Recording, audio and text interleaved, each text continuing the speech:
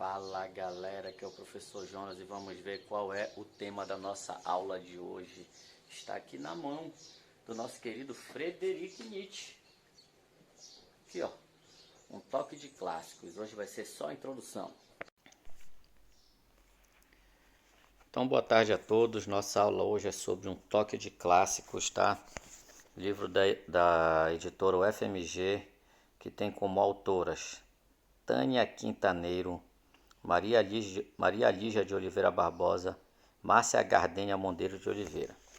Então hoje nós vamos estudar só a introdução. Esse aqui é um livro de introdução às ciências sociais. Tá? Ele tem 3 capítulos. Um sobre Karl Marx, outro sobre Emile Durkheim e outro sobre Max Weber. Tá? Então é um livro de introdução à sociologia, mais especificamente. Trata de diversos temas do pensamento de Marx, de diversos temas do pensamento de Emile Durkheim e de diversos temas do pensamento de Max Weber. É um dos livros assim dos que eu já tive contato, um dos mais didáticos de introdução à sociologia. E ele tem uma introdução, sabe, para situar o leitor antes dele meter a cara nos 3 porquinhos, nos clássicos da sociologia, Marx, Weber e Durkheim, que é uma introdução muito boa, muito didática, tá? E é ela que vai ser o alvo da nossa aula de hoje, tá bom? Então, como é que começa ali? A introdução vai falar o seguinte, né? Que a sociologia ela surge só no século XIX. Mas isso não significa que a preocupação de analisar a sociedade ou o ser humano e a sua natureza em grupo surgiu no século XIX. A sociologia, como campo delimitado do saber científico, só emerge no século XIX.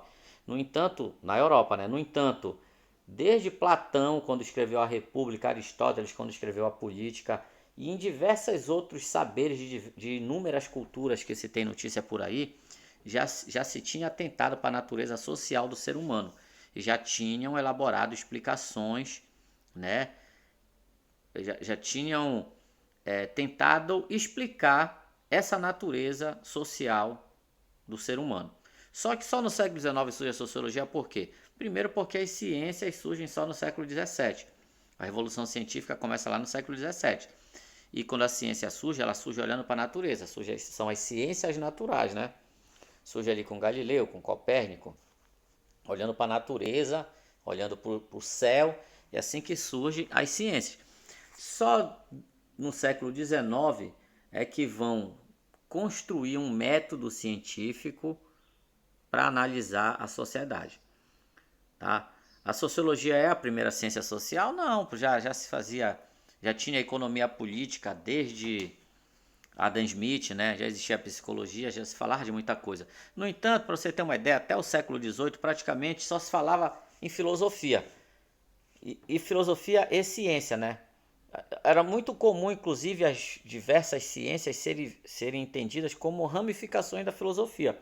Então é lá pelo século XIX que começa cada um ficar no seu quadrado. Começa a delimitar de forma mais precisa a fronteira ou as fronteiras entre as ciências. Tá? Então a ciência surge no século XVII, tributária do renascimento cultural do século XVIII, que é o renascimento, que é um movimento artístico, político, cultural, de crítica à Idade Média, né? Aquela forma criticando o teocentrismo e valorizando o antropocentrismo, o humanismo, né? E fazendo um renascimento dos valores da antiguidade clássica. Um renascimento da filosofia grega, um renascimento da arquitetura, da política romana. Tá? Então eles são uns entusiastas e uns admiradores da cultura clássica e acharam que a Idade Média, estou falando dos renascentistas, e achavam que a Idade Média deixara em segundo plano essas coisas assim mais elevadas da alma humana. Então o movimento renascentista é isso, né? É o renascer dos valores da antiguidade clássica. E é o renascimento que vai empurrar, vai impulsionar o surgimento da ciência no século XVII, do método científico. Aí a gente vai ter Galileu como um grande pioneiro. A gente vai ter como figuras importantes Copérnico, Leonardo da Vinci, René Descartes. Então são várias. A ciência é uma construção histórica. O método científico ele é construído num debate filosófico, tá? Num debate de ideias que vai formar o que hoje a gente chama de ciência moderna. tá bom? Então essa ciência moderna surge ali no século XVII. No século XVIII vai ter a Revolução Industrial, graças à Revolução Científica do século XVII. No século XIX, essa Revolução Industrial se espalha por toda a Europa e vai começar um avanço tecnológico nunca visto antes na história da humanidade. E esse avanço tecnológico que vai se dar basicamente em torno da fábrica, em torno da produção, né? Esse avanço tecnológico ele vai mudar a forma de viver das pessoas e isso vai impactar a forma de pensar. Então é por isso que no século XIX surge, por exemplo, Karl Marx com socialismo científico. Inclusive essa expressão socialismo científico, né, é para dar legitimidade ao que ele está fazendo ali, né? Ele quer dizer, olha, o que fizeram até hoje aí foi só especulação. Especulação religiosa, especulação filosófica. O que eu quero fazer aqui é ciência. Apesar dele ser um crítico do positivismo, essa visão dele é muito influenciada pelo positivismo. Na época, acreditava-se que a ciência era o auge do conhecimento, né? E que para você legitimar alguma informação, alguma coisa, tinha que dar um teor científico a ela, para separar das outras formas de saber, baseado em superstições, em mitos, etc. Tá bom? Então, da ciência moderna vem a Revolução Industrial, da Revolução Industrial do século XVIII vai gerar o positivismo no século XIX e vai gerar a sociedade industrial, a sociedade capitalista. O mundo moderno vai surgir ali. Só que quando ele surge com vários problemas que, por exemplo, Adam Smith não tinha se atentado, que são problemas típicos da vida urbana, de uma urbanização desordenada e de um processo de aglomeração também não planejado. Porque Adam Smith, lá na Riqueza das Nações, ele é muito otimista com relação ao avanço do capitalismo. Ele acha que o capitalismo vai gerar, via comércio e ampliação do mercado, uma maior circulação de riqueza e que isso vai ser basicamente melhor para todo mundo. E quando chega o século XIX ali, o que as pessoas veem é uma alta exploração da mão de obra e pessoas vivendo em condições piores do que na Idade Média. Né? Trabalhando 12 a 16 horas por dia numa fábrica, sem nenhuma garantia, sem nenhuma estabilidade. Então é esse pano de fundo histórico que vai ser o pano de fundo tanto do marxismo, né? O Manifesto do Partido Comunista, ele é uma descrição das barbaridades ali ocorridas no mundo do trabalho no século XIX. Durkheim também vê ali, né, uma nova sociedade. Ele vai falar que existem duas formas de solidariedade, e a solidariedade está surgindo uma nova solidariedade, que é a solidariedade orgânica, que é justamente essa solidariedade vinda desse novo mundo industrial. E Max Weber vai tentar entender a mudança cultural ali, né, o processo de racionalização, que é a grande, segundo Weber, a grande revolução cultural que acontece no mundo moderno, no mundo capitalista ou no mundo industrial. Né? Marx vai usar a expressão capitalismo, Durkheim, sociedade industrial, e Weber usa capitalismo, sociedade industrial, mundo racionalizado. Tá? O Weber foi o último dos três, né? O último a morrer, pelo menos. Morre em 1920. Tá bom? Então, quais foram essas mudanças resultantes da industrialização? O primeiro subtítulo do nosso texto que a gente está estudando agora chama-se assim: mudanças resultantes da industrialização. Então, na forma de produção capitalista, essa nova forma de produção capitalista, que era diferente da produção feudal, trouxe mudanças profundas em todos os campos da sociedade. E as autoras selecionam alguma dessas mudanças. Elas selecionam, primeira mudança que elas selecionam, a mudança nas condições sanitárias. Aí lá na página 10 ela fala o seguinte: a aglomeração conjugada a outros fatores como as condições sanitárias tinha outras consequências sobre a população urbana, especialmente sobre os mais miseráveis. A fome, a falta de esgoto e de água corrente nas casas, o lixo acumulado, as precárias regras de higiene contribuiu para a proliferação de doenças e a intensificação de epidemias, que elevava as taxas de mortalidade da população em geral e dos pobres, das crianças. Tá? As pessoas decentes, né, que ela chama aqui entre aspas de gente decente, banhava-se somente por ordem médica. O banho diário era coisa de nobres e libertinos. E muitos não tinham ideia se o sabão era comestível ou não.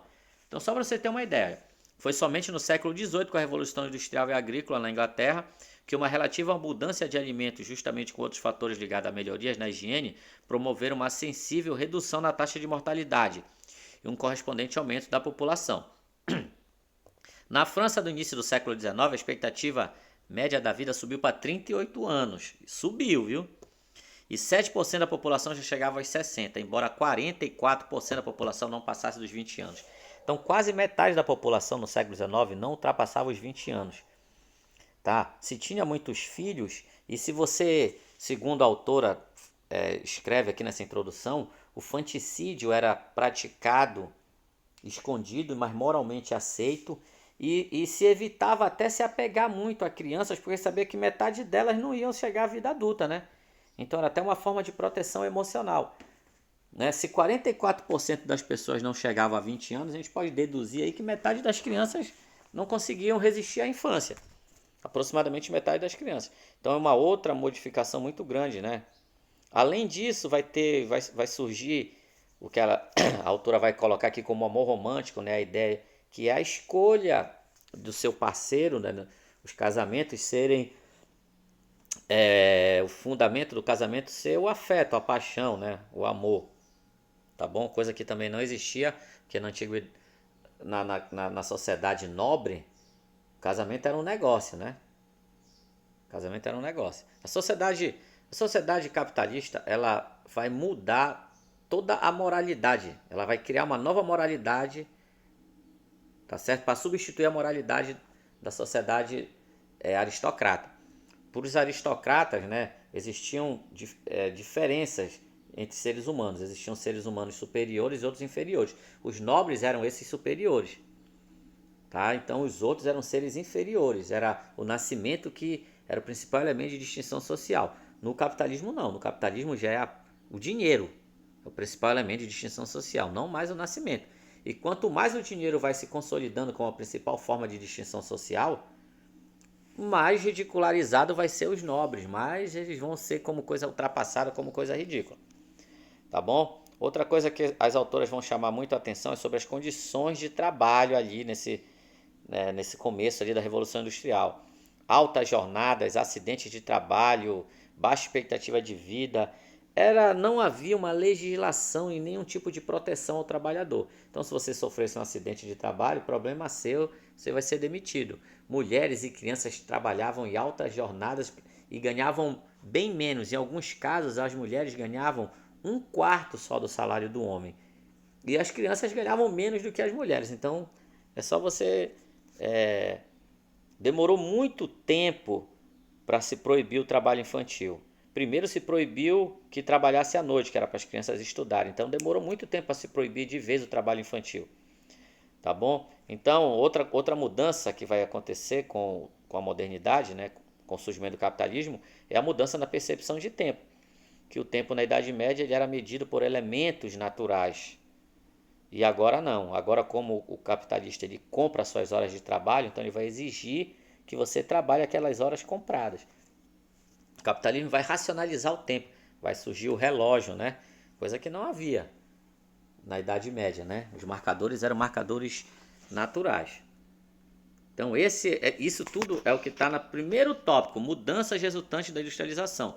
O segundo tópico, né, dessa introdução é o seguinte: antecedentes intelectuais da sociologia. Então, quais são os antecedentes intelectuais da sociologia?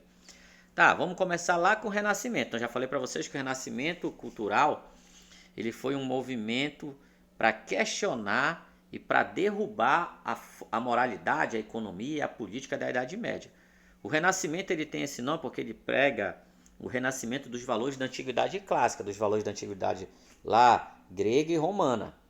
Que eles acham que durante a Idade Média o teocentrismo e o monopólio praticamente do saber na mão da igreja deixou em segundo plano o que eles achavam que era de mais valoroso na alma humana, que era o saber, por exemplo, dos gregos, a arquitetura, o direito romano, a filosofia, o teatro, as artes em geral. Tá? Então esse movimento renascentista ele vai provocar uma mudança cultural na Europa, e essa mudança cultural vai ser a base material da revolução científica. Tá claro que também precisou da ajuda da Reforma Protestante, que tira o monopólio da Igreja Católica do conhecimento. Depois vem o Iluminismo nesse embalo, né? O Iluminismo que vai inspirar a Revolução Francesa, Aí sim vai ter uma mudança de mentalidade geral, né? O iluminismo vai colocar a razão ali no pedestal e vai falar, olha, é isso aqui que o ser humano tem que se basear. O ser humano tem que ser racional e tem que colocar a razão nas várias esferas da vida social, né? Se você coloca a razão, você faz ciência. Você coloca a razão na administração, você cria eficiência. Se você coloca a razão no Estado, o Estado vai melhorar, tá bom? Então, o iluminismo vai ser um apologista da razão, dessa capacidade do ser humano de, a partir da razão, resolver problemas e criar um conjunto, tornar a vida melhor mesmo, né? Já no século XIX vai ser o auge dessa empolgação com a ciência. O positivismo ele corresponde ao auge da empolgação com a ciência. Lá no século XIX vai ter as primeiras grandes invenções. Ó. Já no século XVIII inventaram o tear mecânico na indústria têxtil, né? Em 1738. Só que vai se popularizar mesmo, né? No século XIX. Se cria lá em meados do século XVIII, vai se espalhando, tá? E se populariza no século XIX. Em 1768 vai ter a invenção da máquina a vapor por um grande amigo do John Locke, James Watt. Tá? Em 1813 vai ter a primeira locomotiva, para vocês que gostam de tirar foto na locomotiva lá na Praça de Castanhal. Em 1813 foi a primeira locomotiva. E ainda no século XIX a locomotiva se espalha pelo mundo inteiro, chegando até o Brasil, né? Em 1821 o primeiro barco a vapor, né? Então se você pensar que do primeiro barco a vapor em 21, menos de 100 anos depois, o Titanic estava afundando, né, que era movido a vapor. Todos vocês assistiram o filme e viu aquela fumaça saindo ali do meio, né? Então, em 1885 vai ter a vacina, que agora está sendo questionada, né? A gente voltou para essa época de questionamento da vacina. Então, eu botei até uma tabelinha, vou botar aqui uma tabelinha das várias invenções e descobertas que teve no século XIX, para você entender por que o século XIX foi o século da empolgação com a ciência, ao ponto de praticamente canonizar a ciência, como foi feito pelo positivismo, que canoniza, né, a ciência. Fala, não, a religião foi importante, foi uma etapa importante da evolução da sociedade, mas agora a gente chegou na ciência, é só nela que a gente deve confiar. Tá? Então, o século XIX, por exemplo, foi o século do ateísmo, porque até o século XVIII era muito perigoso tu se dizer ateu, podia parar, inclusive, ainda numa forca, numa fogueira ou numa guilhotina, dependendo de onde você estivesse. Século XIX não, vai surgir os três clássicos da sociologia, os três ateus, vai surgir Freud com ateísmo, vai surgir o Nietzsche, que vai ser aquele ateísmo mesmo mais agressivo, né? Um dos livros mais famosos do Nietzsche chama O Anticristo, né? O Nietzsche, ele inclusive chega a ridicularizar o cristianismo, né? E morreu provavelmente fruto de uma sífilis, né? Ficou muito doente. Teve um surto lá que ninguém sabe, a medicina da época não sabia o que era, tá? Mas não foi enforcado nem queimado. Então já é o sinal de novos tempos. Já é um sinal de novos tempos do século XIX. Tá? Então esses são os antecedentes intelectuais, tá? do surgimento da sociologia. E essas primeiras sociologias ali, o que elas falavam? É muito comum se associar a sociologia a uma militância mais à esquerda. Só que a sociologia nunca foi isso. A sociologia, se tu pegar os três clássicos da sociologia, você pega Karl Marx, né, que é talvez o autor que mais inspira a militância de esquerda, mas Emile Durkheim, que é também um clássico, ele é um conservador convicto. Um conservador mesmo, de verdade. Entendeu? Que já vocês vão entender o que é um conservador de verdade. E o Max Weber é um liberal convicto. Ele era Então, os três clássicos da sociologia, um socialista, um liberal e um conservador. Tá bom? Então, no começo, por isso que as autoras colocam o seguinte título nesse tópico aqui. Primeiras sociologias: ordem, caos, contradição e evolução. Então, ela vai citar alguns pensadores conservadores, eu coloquei aqui só dois. O Edmund Burke, que viveu de 1729 a 1797, que era um inglês, e um francês, né, Joseph Maître. Claro que eu estou pronunciando errado os nomes desses bichos aí, mas vocês dão um desconto para mim, tá? Que viveu em 1754 a 1821. Então, o que os conservadores pregavam? Ansiavam por uma sociedade estável, hierarquizada, fundada em valores familiares e religiosos, na ordem, na coesão e autoridade. era tipo como se fosse uma nostalgia da medieval, né? Porque quando surge o capitalismo traz uma anarquia, uma bagunça. Todos os clássicos da sociologia falam disso, né? É um vácuo moral, né? Ninguém sabe mais. A igreja perde o monopólio e ninguém mais sabe o que fazer, tá? Então, os conservadores eles vão ser meio nostálgicos e vão dizer o seguinte, olha, uma sociedade boa é aquela sem revolução, sem briga, sem conflito. Como é que é pra gente viver assim? É obedecer às hierarquias já estabelecidas pelo tempo, né, pelas tradições, é, se for, valorizar a família no sentido da hierarquia familiar, quem manda ali é o pai, a esposa está em segundo plano, os filhos estão lá em 15º plano, né? Então, ser religioso porque o fundamento da autoridade está na religião, então tem que obedecer às leis dos homens, às leis de Deus, tem que haver ordem, tem que haver coesão, autoridade, obediência. Isso que são os valores conservadores. Um conservador é isso, né? Então, vai surgir Augusto Comte, que vai ser considerado o primeiro sociólogo, apesar de não foi. Tá bom? O primeiro sociólogo de verdade foi Emile Durkheim, do ponto de vista assim epistemológico. Mas ele foi o primeiro a cunhar o nome sociologia. Ele faz uma filosofia da história, né? Onde ele fala que as ciências estão evoluindo e o top das ciências é a sociologia, que é a ciência da sociedade. Então um dia eu dou uma aula só sobre Augusto Comte para você entender melhor esse evolucionismo social do Augusto Comte. Marx não, Marx, ó, ele vai ser um crítico tanto dos liberais, tá? O grande liberal ali que ele está dialogando é Adam Smith, tá bom? E também vai ser um crítico dos conservadores, porque ele acha que uma sociedade liberal e conservadora é uma sociedade injusta, né? Que privilegia só um grupo pequeno, no caso a elite, né? A burguesia, e deixa a maioria numa situação desconfortável. Então ele vai ser um engajado, ele vai aliar a ciência a um lado da sociedade, né? Ele vai tudo que ele produz é para alimentar a revolução comunista, a revolução socialista, a ditadura do proletariado. Mas depois lá na frente a gente vai ter uma aula, algumas aulas só sobre Marx, para esclarecer melhor isso. E Max Weber, né? Max Weber já é como se fosse assim o mais maduro dos três, o mais contemporâneo. Tá? Ele já pega uma. Ele é o fundador da sociologia, assim mesmo do ponto de vista epistemológico, é ele.